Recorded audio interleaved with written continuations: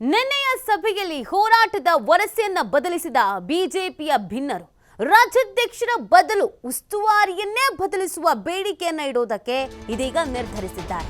Radha Mohan Das ಬದಲಿಸೋಕೆ ಬೇಡಿಕೆಯನ್ನ ಇಡಲಿದ್ದಾರೆ rebels. ಹೊಸಬರನ್ನ ಉಸ್ತುವಾರಿಯನ್ನಾಗಿಸುವಂತೆ ಮನವಿ ಮಾಡೋದಕ್ಕೆ plan ಮಾಡಿಕೊಂಡಿದ್ದಾರೆ. ರಾಜ್ಯ ಉಸ್ತುವಾರಿಯವರು ರಾಜ್ಯಾಧ್ಯಕ್ಷರ ತಾಳಕ್ಕೆ ಕುಣಿತಾರೆ. ಅವರಿಂದ ನ್ಯಾಯ ನಿರೀಕ್ಷೆ ಅಸಾಧ್ಯ. ಹೀಗಾಗಿ ಅವರನ್ನೇ ಬದಲಾಯಿಸಿ ಈ ಹೊಸ ಬೇಡಿಕೆಯನ್ನ ಹೊತ್ತು ವರಿಷ್ಠರ ಮುಂದೆ ನಿಲ್ಲೋದಕ್ಕೆ ಅಣಿಯಾದ ರೆಬಲ್ ಟೀಮ್ ಈ ಬೇಡಿಕೆ ಇಡೋ ಕಾರಣಕ್ಕೆ ರಾಜ್ಯಾಧ್ಯಕ್ಷ ಸ್ಥಾನಕ್ಕೆ ಸ್ಪರ್ಧಿಸದಿರೋದಕ್ಕೆ ನಿರ್ಧರಿಸಲಾಗಿದೆ. ಜೊತೆಗೆ ರಾಷ್ಟ್ರೀಯ ಸಂಘಟನಾ ಸಮಿತಿಯ ಜವಾಬ್ದಾರಿ ಕೊಡಿ ಅಂತ ಬೇಡಿಕೆಯನ್ನು ಕೂಡ ಇಡಲಾಗಿದೆ. ಪದಾಧಿಕಾರಿಗಳ ಪುನರ್ರಚನೆಯ ವೇಳೆ ಸಮ ಪ್ರಮಾಣದಲ್ಲಿ ಅಧಿಕಾರವನ್ನು ಹಂಚಿಕೆ ಮಾಡಿ ಅನ್ನೋದು ಕೂಡ ಅವರ ಬೇಡಿಕೆ. ಈ ಬೇಡಿಕೆಯನ್ನು ವರಿಷ್ಠರ ಎದುರು ಮತ್ತೊಮ್ಮೆ ಇಡೋದಕ್ಕೆ ರೆಬಲ್ಸ್ ನಾಯಕರುಗಳು ಸಿದ್ಧರಾಗಿದ್ದಾರೆ. ನಿನ್ನೆ ನಡೆದಂತ ಸಭೆಯ ಬಳಿಕ ಈ ನಿರ್ಧಾರವನ್ನ ಯತ್ನಾಳ್ ಬಣದವರು ಮಾಡಿದ್ದಾರೆ. ನೋಡಿ, ಬಿಜೆಪಿಯವರು ರಾಜ್ಯಾಧ್ಯಕ್ಷರನ್ನ ಬದಲಿಸಿ ನಾವೇ ಆಗ್ತೀವಿ, ನಮ್ಮ ಬಣದವರೇ ಆಗ್ತಾರೆ, ಈ ಥರದ್ದೆಲ್ಲ ಹೇಳ್ತಾ ಇದ್ರು. ನಿನ್ನೆ ಒಂದು ಹೈ ವೋಲ್ಟೇಜ್ ಮೀಟಿಂಗ್ ಮಾಡಿದ್ರು. ಅದರಲ್ಲಿ ಆಂತರಿಕವಾಗಿ ಏನು ಚರ್ಚೆ ಮಾಡಿದ್ರು ಅಂತಂದ್ರೆ ಉಸ್ತುವಾರಿಯನ್ನೇ ಬದಲು ಮಾಡಿ ಅಂತ ಕೇಳ್ಕೊಳ್ಳೋಣ ಅಂತ. ಯಾಕಂದ್ರೆ ಉಸ್ತುವಾರಿಯವರು ರಾಜ್ಯಾಧ್ಯಕ್ಷರ ಮಾತನ್ನೇ ಕೇಳ್ತಾರೆ. ಹೀಗಿರ್ಬೇಕಾದ್ರೆ ಎಲ್ಲವೂ ಕೂಡ ಸರಿ ಆಗಲ್ಲ. ಹಾಗಾಗಿ ಅದರ ಬದಲು ಉಸ್ತುವಾರಿಯನ್ನೇ ಬದಲು ಮಾಡಿಬಿಟ್ರೆ ಎಲ್ಲವೂ ಸರಿ ಹೋಗುತ್ತೆ ಅನ್ನುವಂಥ ಬೇಡಿಕೆಯನ್ನು ಇಡೋದಕ್ಕೆ ಮಾಸ್ಟರ್ ಪ್ಲಾನ್ ಅನ್ನು ಮಾಡ್ಕೊಂಡಿದ್ದಾರೆ.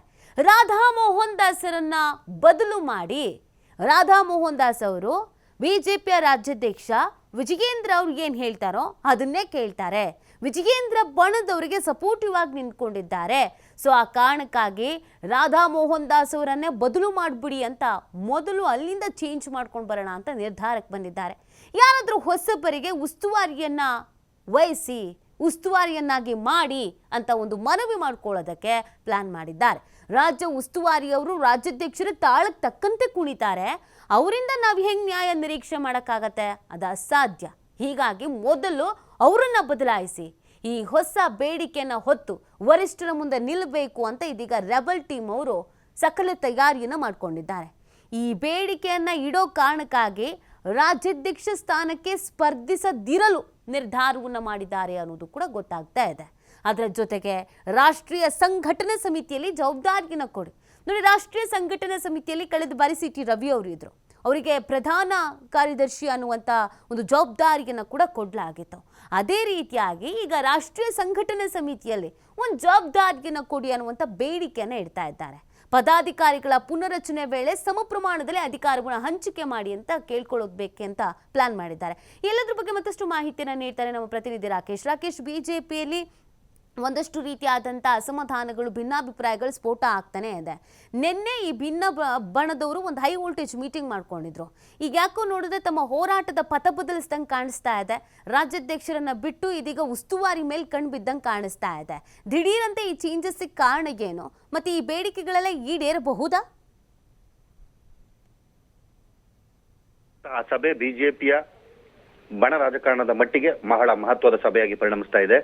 ಇಲ್ಲಿಯವರೆಗೂ ಕೇವಲ ರಾಜ್ಯಾಧ್ಯಕ್ಷರ ವಿಚಾರವನ್ನ ಮುಂದಿಟ್ಟುಕೊಂಡು ವರಿಷ್ಠರೆದುರು ರಾಜ್ಯಾಧ್ಯಕ್ಷರ ಪದವಿಯಲ್ಲಿರುವಂತಹ ವ್ಯಕ್ತಿ ಬದಲಾವಣೆಗಾಗಿ ಹೋರಾಟವನ್ನ ಮಾಡ್ತಾ ಇದ್ರು. ಈಗ ಆ ಹೋರಾಟದ ಪಥವನ್ನ ಕೊಂಚ ಬದಲಿಸಿಕೊಂಡಿದ್ದಾರೆ. ಮೂಲ ಉದ್ದೇಶದ ಜೊತೆಗೆ ಹೆಚ್ಚುವರಿಯಾಗಿ ರಾಜ್ಯದ ಬಿಜೆಪಿ ಉಸ್ತುವಾರಿ ಗೊತ್ತಿರುವಂತಹ ರಾಧಾ ಮೋಹನ್ ದಾಸ್ ಅಗರ್ವಾಲ್ ಅವರನ್ನೇ ಬದಲಾಯಿಸುವಂತಹ ಯೋಚನೆಯನ್ನ ಈ ತಂಡ ಮಾಡಿಕೊಳ್ಳಕ್ಕೆ ಹೊರಟಿದೆ. ಅಂದರೆ ನಮ್ಮ ಈ ಬೇಡಿಕೆಯನ್ನ ಪುರಸ್ಕರಿಸಬೇಕಾಗಿದ್ದಂತಹ ರಾಜ್ಯ ಉಸ್ತುವಾರಿಗಳು ವರಿಷ್ಠರ ಬಳಿ ಈ ವಿಚಾರವನ್ನ ಪ್ರಸ್ತಾಪವೇ ಮಾಡಿಲ್ಲ. ರಾಜ್ಯಾಧ್ಯಕ್ಷರಿಗೆ ಪೂರಕವಾಗಿ ಅವರು ನಡೆದುಕೊಳ್ಳುತ್ತಿರೋದ್ರಿಂದಾಗಿ ನಮ್ಮ ಹೋರಾಟಕ್ಕೆ ಇನ್ನು ಮುಂದೆ ಅರ್ಥ ಸಿಗೋದಿಲ್ಲ. ಆ ಕಾರಣದಿಂದಾಗಿ ಅವರನ್ನ ಬದಲಾಯಿಸಬೇಕು ಅನ್ನುವಂತಹ ಯೋಚನೆಯನ್ನ ಈ ತಂಡ ಮಾಡಿಕೊಂಡಿದೆ. ನಿನ್ನೆ ನಡೆದ ಸಭೆಯಲ್ಲಿ ಈ ವಿಚಾರ ಚರ್ಚೆಗೆ ಬಂದಿದೆ.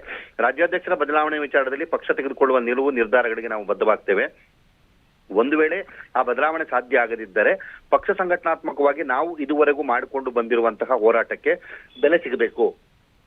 ಆ ನಿಟ್ಟಿನಲ್ಲಿ ಅಗತ್ಯವಾದಂತಹ ಕ್ರಮವನ್ನ ಪಕ್ಷದ ನಾಯಕರು ರೂಪಿಸಿಕೊಡಬೇಕು. ಅದು ಸಾಧ್ಯವಾಗಬೇಕು ಅಂದ್ರೆ ಪಕ್ಷದ ಉಸ್ತುವಾರಿ ಹೊತ್ತಿರುವಂತಹ ನಾಯಕರು ಬದಲಾಗಬೇಕು. ಅವರು ವಿವೇಚನೆಯಿಂದ ವ್ಯಕ್ತಿಗಳ ಜೊತೆ ಮಾತನಾಡುವಾಗ ವಿಚಾರ ಆಲಿಸುವುದನ್ನ ಬಿಟ್ಟು ಕೇವಲ ಒಂದಿಬ್ಬರ ಮಾತಿಗೆ ಅಥವಾ ಯಾರೋ ಹೇಳಿದ ಕಿವಿ ಮಾತಿಗೆ ಹೆಚ್ಚಿನ ಮಹತ್ವವನ್ನು ಕೊಡ್ತಾರೆ. ಇದು ಹೀಗೆ ಸಾಗಿದ್ರೆ ಪಕ್ಷದ ಬೆಳವಣಿಗೆಗೆ ಕಷ್ಟ ಆಗುತ್ತೆ ಅನ್ನುವಂತ ಮಾತನ್ನ ಹೇಳ್ಕೊಂಡಿದ್ದಾರೆ. ಸೊ ಈ ವಿಚಾರದ ಗಮನವನ್ನ ವರಿಷ್ಠರಿಗೆ ತರಬೇಕು.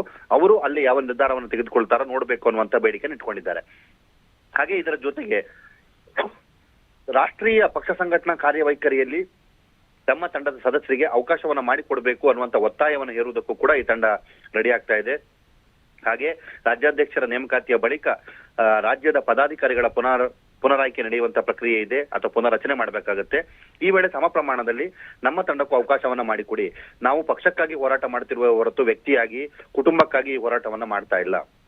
ಸೊ ಈ ಹಿನ್ನೆಲೆಯಲ್ಲಿ ಅಗತ್ಯವಾದಂತಹ ಕ್ರಮವನ್ನ ವರಿಷ್ಠರು ಜರುಗಿಸಲೇಬೇಕು ಅನ್ನುವಂತಹ ಒಂದು ನಿಲುವನ್ನ ಇಟ್ಟುಕೊಂಡು ಅದನ್ನ ವರಿಷ್ಠರ ಮುಂದೆ ಇಡುವಂತ ಯೋಚನೆಯನ್ನ ಮಾಡ್ತಿದ್ದಾರೆ.